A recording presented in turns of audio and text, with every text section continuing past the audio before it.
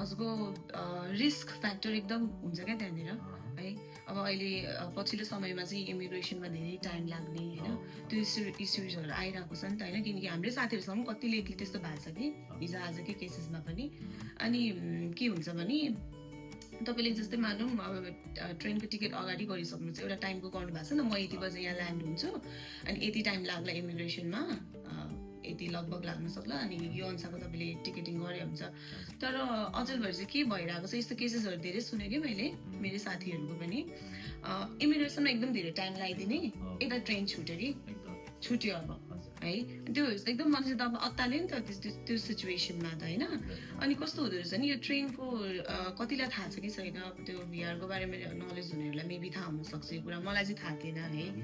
अनि हजुरको जस्तै अब तपाईँलाई इफ अगाडि नै थाहा भयो कि म लेट हुनेवाला छु, मैले यो टाइममा ट्रेन पक्रिन पाउँदिनँ भनेर थाहा हुन्छ भने चाहिँ तपाईँले 1 घन्टा अगाडि अथवा समथिङ कति टाइम अगाडि चाहिँ त्यो टिकट सार्नु मिल्दो रहेछ नि त होइन।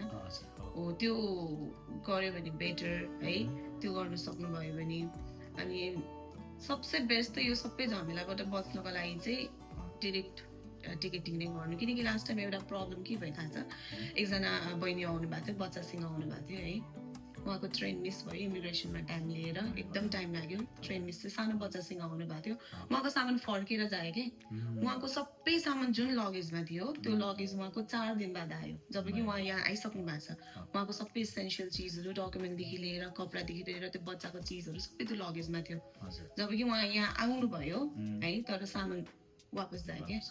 त्यस्तो प्रब्लम्सहरू हुन्छ, त्यही भएर चाहिँ त्यो प्रब्लम्सहरूबाट बच्नको लागि चाहिँ सबसे ठिक चाहिँ डिरेक्ट टिकटिङ हजुरले यहाँ भाषासम्मकै फ्लाइट गर्नु भने सबसे बेस्ट हुन्छ, कुनै टेन्सनै भएन कि यति भएपछि चाहिँ होइन। एकदमै त्यही त यहाँहरूलाई चाहिँ हामीले त्यही अनुरोध गर्न चाहे सकेसम्म तपाईँको कोही आफन्त रिलेटिभ्स हुनुहुन्छ कुनै सिटीमा भने त्यहाँ जानु होला, बस्नु होला होइन, यहाँको इन्भाइरोमेन्ट बुझ्नु होला, उहाँहरूलाई धेरै आइडिया हुन्छ नि त विदिन फिनल्यान्ड चाहिँ के कस्तो कुराको एक्सेस छ, कसरी चाहिँ कहाँबाट चाहिँ टिकटिङ गर्ने, कहाँबाट जाँदाखेरि सजिलो हुन्छ, धेरै कुराको फेसिलिटी छ होइन, गाडी छ तपाईँको, ट्रेन छ होइन, प्राइभेट कार ट्याक्सीहरू पनि बुक गरेर आउन सकिन्छ। तर अब तपाईँले कति खर्च गर्ने, कहाँबाट गर्ने भन्ने कुरा थाहा हुनुपर्छ, त्यसको लागि चाहिँ त्यो आफन्त छ भने त्यसरी आउनु होला, नत्र भने चाहिँ डाइरेक्ट फ्लाइट गर्दा बेटर हुन्छ जस्तो लाग्छ मलाई।